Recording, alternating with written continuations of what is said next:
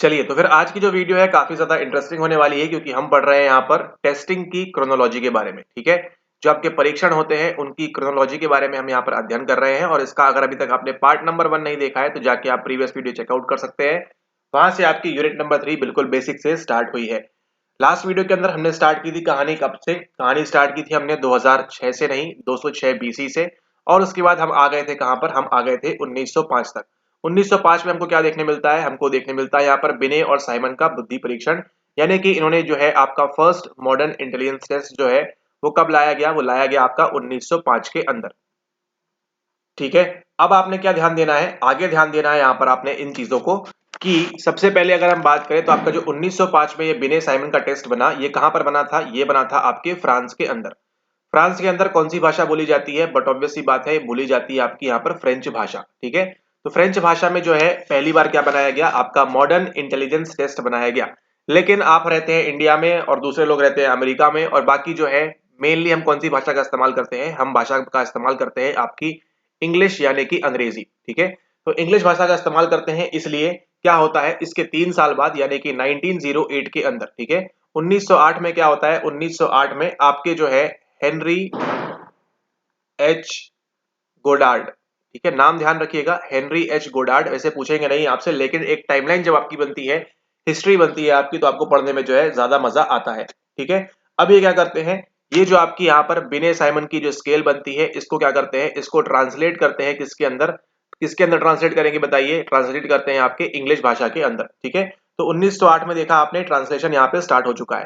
ठीक है, अब यहाँ पर ट्रांसलेशन स्टार्ट हो चुका है, तो बट ऑब्वियस सी बात है आगे इसके अंदर और चेंजेस होंगे। तो आपका जो पूरा बैचलर कैसे बना आपको पूरा समझ में आ जाएगा इस लेक्चर से और इसके पहले वाले लेक्चर से। ठीक है, अब देखिए क्या होता है। कहानी की शुरुआत होती है अब यहाँ पे आपकी 1912 से।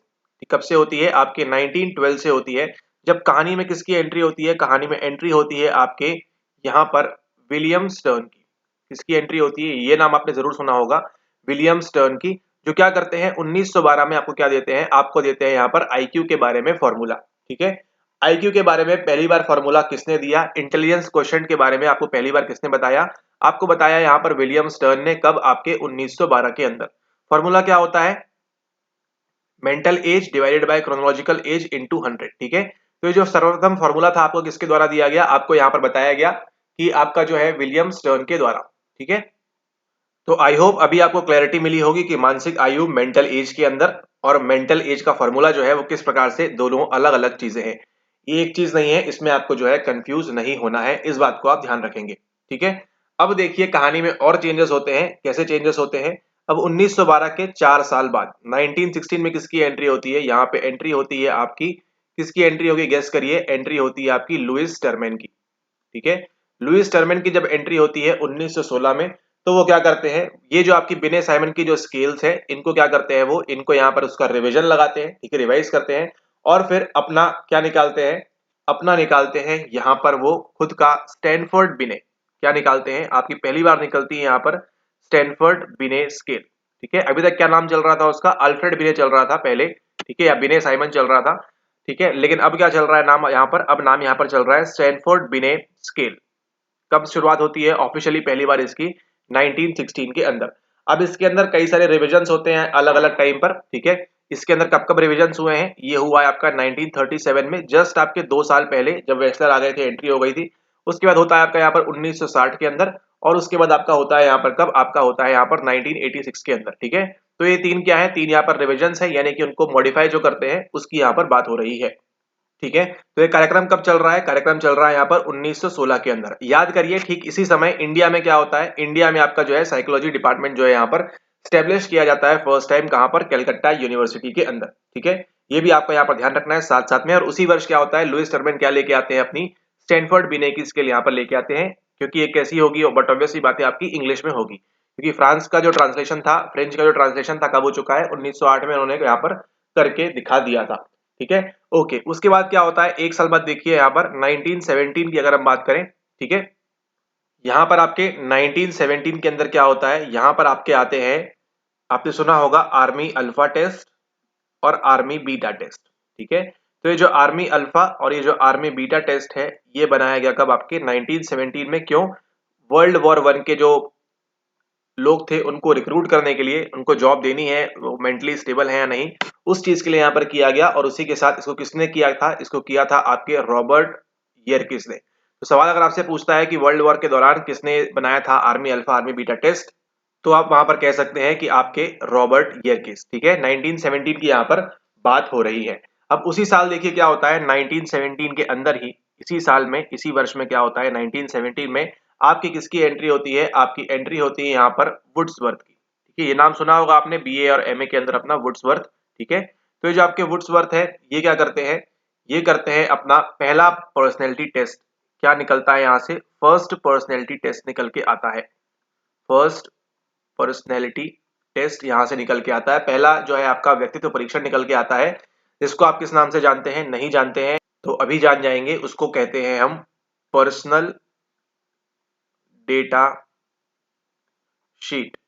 ठीक है, पर्सनल डेटा शीट के नाम से आप जानते हैं। वुड्सवर्थ ने निकाला था 1917 में पहला फर्स्ट पर्सनैलिटी टेस्ट। ठीक है, तो ये आपने ध्यान रखना है, यहाँ पर 1917 के अंदर आपकी जो पर्सनल डेटा शीट है, पहला आपका जो पर्सनैलिटी टेस्ट है, पहला जो आपका व्यक्तित्व परीक्षण है, वो यहाँ पर लाया गया था 1917 में वुड्सवर्थ के द्वारा।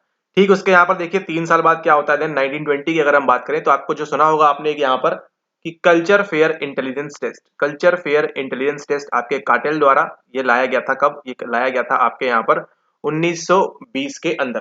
ठीक है, डेट्स वगैरह थोड़ा सा ध्यान रखेंगे आप तो आपको जो है काफी ज्यादा मदद होगी। और ये कैसा था, यहाँ पर कल्चर फेयर था, और किस प्रकार का था आपका, यहाँ पर ये था आपका नॉन वर्बल। ठीक है, यानी कि इसके लिए आपको पढ़ा लिखा होना जरूरी नहीं है, आप कल्चर फेयर इसलिए यहाँ पर इसको है, बट ऑब्वियस ही बात है कल्चर फेयर है तो आपका यहाँ पर नॉन वर्बल ही रहेगा, क्योंकि यहाँ पर वर्बल रहेगा तो फिर कल्चर बाउंडेड यहाँ पर हो जाएगा। ठीक है, तो काटेल के बारे में ध्यान रखना है आपको, यहाँ पर 1920 के अंदर दिया। अब उसके एक साल बाद देखिए जो हुआ वो तो आप सभी को मालूम होगा, 1921 में क्या होता है, देखिए निकल के आता है आपका रॉरशार्च इंकब्लॉट टेस्ट। ठीक है, हरमन रॉरशार्च जो थे आपके साइकोलॉजिस्ट थे, तो यहाँ पर जो आपकी तकनीक अपनाई गई 1921 में, जिसको हम क्या बोलते हैं, प्रोजेक्टिव टेस्ट एक प्रकार से। ठीक है, तो ये कब आया आपका, ये आया आपका 1921 में।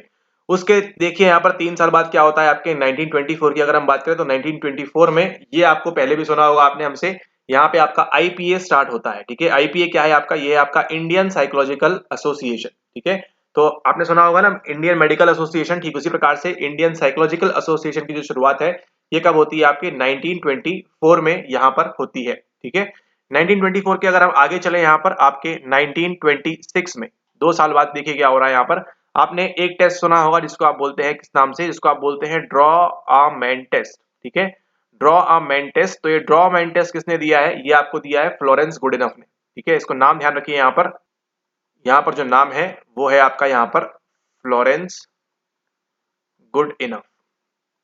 ठीक है, फ्लोरेंस गुड इनफ जो है इन्होंने क्या दिया है, इन्होंने ड्रॉ अ मेन टेस्ट दिया है, कब आपके 1926 में। ठीक है, ये आपको ध्यान रखना है, इंपॉर्टेंट रहेगा आपका आने वाले एग्जाम के लिए, ड्रॉ अ मेन टेस्ट। उसके बाद हम चलते हैं इसके एक साल और आगे आपके यहाँ पर 1927 में। ठीक है, 1927 में क्या होता है, अगर आपने देखी हमें टेस्टिंग सीरीज देखी हुई है पूरी, तो वहां पर हमने डिस्कस किया था एक SVIB के बारे में।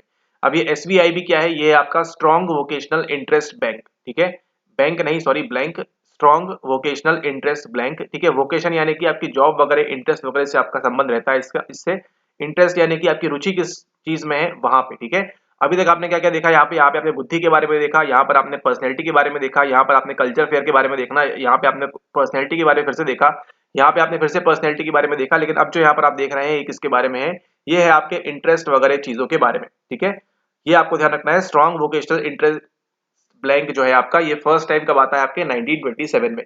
उसके बाद अगर हम आगे चले आपका 1931 में, देखिए क्या होता है 1931 में आपका जो है यहाँ पर, ये देखिए सवाल आपको रिसेंटली पूछा भी गया था एग्जाम के अंदर, आपकी आती है किसकी, एल्पोर्ट वेर्नन की study of value. Allport Vernon study of value, यानी वैल्यू यानी कि क्या होता है, जो आपके मूल्य है, मूल्य की जो अध्ययन है, मूल्य की जो स्टडी है, ये कब आती है 1931 में आती है, किसके द्वारा, आपके एल्पोर्ट वर्नन के द्वारा। एल्पोर्ट वर्नन की स्टडी ऑफ वैल्यूज, ये इंपॉर्टेंट है और अभी आपको रिसेंटली जून वाले एग्जाम के अंदर आपको ये पूछा भी गया था, इसके लिए आपके लिए जो है यहाँ पर ज्यादा इंपॉर्टेंट हो जाता है। अब इसके अंदर डीप में स्टडी करनी है, वो सब आपको देखना है आगे किस प्रकार से ये होगा।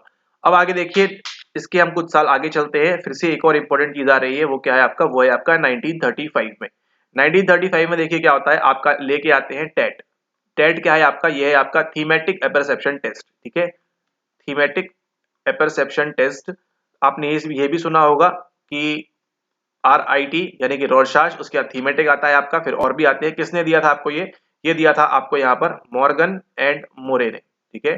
किसने दिया है ये दिया है आपको मॉर्गन एंड मोरे ने, और इनके द्वारा आपको ये दिया गया था थीमेटिक एपरसेप्शन टेस्ट, जो आप इस्तेमाल करते हैं। एक और प्रक्षेपी तकनीक है, एक और प्रोजेक्टिव टेस्ट है आपका यहाँ पर, जो आपके लिए काफी ज्यादा इंपॉर्टेंट है, ठीक है। तो देखा आपने यहाँ पर पूरी टाइमलाइन किस प्रकार से हमने शुरुआत की थी यहाँ पे आपकी 206 BC से, फिर 1905 में किस प्रकार से हुआ, फिर 1908 में, फिर 1912 में विलियम स्टर्न ने दिया आईक्यू का आपका, फिर 1916, 17, 17, 20, 21, 24, और इस प्रकार से आगे हम चल रहे हैं और अभी तक यहाँ पर पहुंच चुके हैं आपके पार्ट नंबर 2 में, आपके यहाँ पर 1935 में।